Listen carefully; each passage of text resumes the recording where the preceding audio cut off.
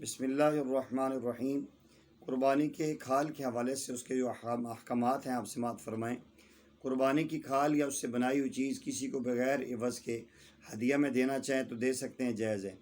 جس کو دی جائے وہ لے سکتا ہے، خاص سید ہو یا غیر سید ہو، مالدار ہو، سب کو دینا جائز ہے۔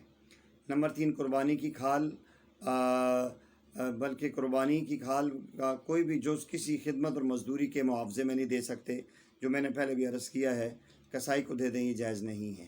لہٰذا امام، مؤذن اور کسائی کی مزدوری میں کھال دینا جائز نہیں ہے۔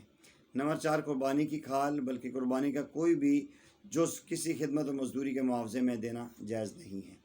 نمبر 5، قربانی کی کھال روپوں کے عوض صدقہ کی نیت سے فروخت کی تو کوئی عرض نہیں ہے۔ اگر آپ نے استعمال میں لانے کے لیے فروخت کی تو مکروہ ہے، جس پہ استغفار لازم ہے۔ دونوں صورتوں میں وہ پیسے صدقہ کرنے، بیچ دیے، وہ پیسے خود استعمال نہیں کر سکتے، اس کو صدقہ کرنا پڑے گا۔ اگر کھال خود اپنے پاس رکھ لیے پھر استعمال کر سکتے ہیں۔ کھال کی رقم مسکین کو مالکانہ طور پر دینا ضروری ہے، لہٰذا مسجد کے لیے، شفا خانے کے لیے، کنواں کے لیے، پل کے لیے، کسی رفائی تعمیر کے لیے آپ کھال نہیں دے سکتے، کیونکہ اس میں تملیک نہیں پائی جاتی۔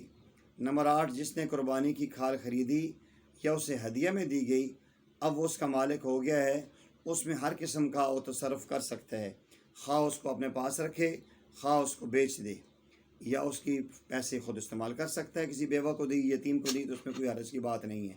اس طرح مسکین کو کھال کی رقم بطور صدقہ دی گئی تو وہ تب بھی اس کو مرضی ہے، وہ جو جس کام میں چاہے وہ خرچ کر سکتا ہے۔ نمبر 10، قربانی کی کھال احتیاط سے اتار کر ضائع ہونے سے بچانا چاہیے۔ بس اوقات لوگ جلدی میں کاٹتے ہیں، اس کی قربانی کی کھال کو ضائع کر دیتے ہیں، کٹ لگ جاتے ہیں، جس سے اس کی مالیت میں فرق پڑتا ہے۔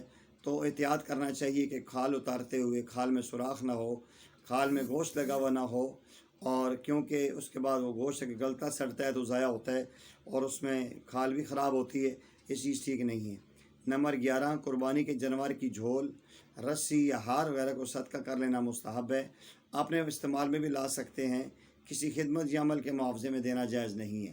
آپ جانور لاتے ہیں، اس کے ساتھ رسی ہے، اس کے گلے میں ہار پڑا ہوا ہے، گھنٹی پڑی ہوئی ہے، تو بہتر یہ ہے کسی کو دے دیں تو زیادہ اچھا ہے۔ یہ قربانی کے چند مسائل تھے، اس کو سامنے رکھتے ہوئے انشاءاللہ ہم چلیں گے تو ہمارے لیے آسانی بھی ہوگی۔ سب سے بہترین یہ ہوتا ہے قربانی کی کھال دینی مدارس کے طلباء کو دیں۔ آپ کے جوار میں جتنے دینی ادارے ہیں وہ اس کے مستحق ہیں، قربانی کی کھال وہاں خود پہنچائی جائے، اور پھر اس کے جو معاوضہ ہے اور بدلہ ہے، اگر وہ طلباء کے خورد و نوش میں استعمال ہوگا تو آپ برابر کے شریک ہوں گے۔ تو اس پہ اگر عمل کریں گے تو طلباء کے ساتھ محبت ہوگی، دینی مدارس کے ساتھ محبت ہوگی، یہ بات اللہ تعالیٰ کو بہت اچھی لگتی ہے۔ اللہ جل جلالہ مجھے آپ کو ہر عمل میں اخلاص اور دین کو پیش نظر رکھنے کی توفیق عطا فرمائے۔ وما علینا الا البلاغ المبین۔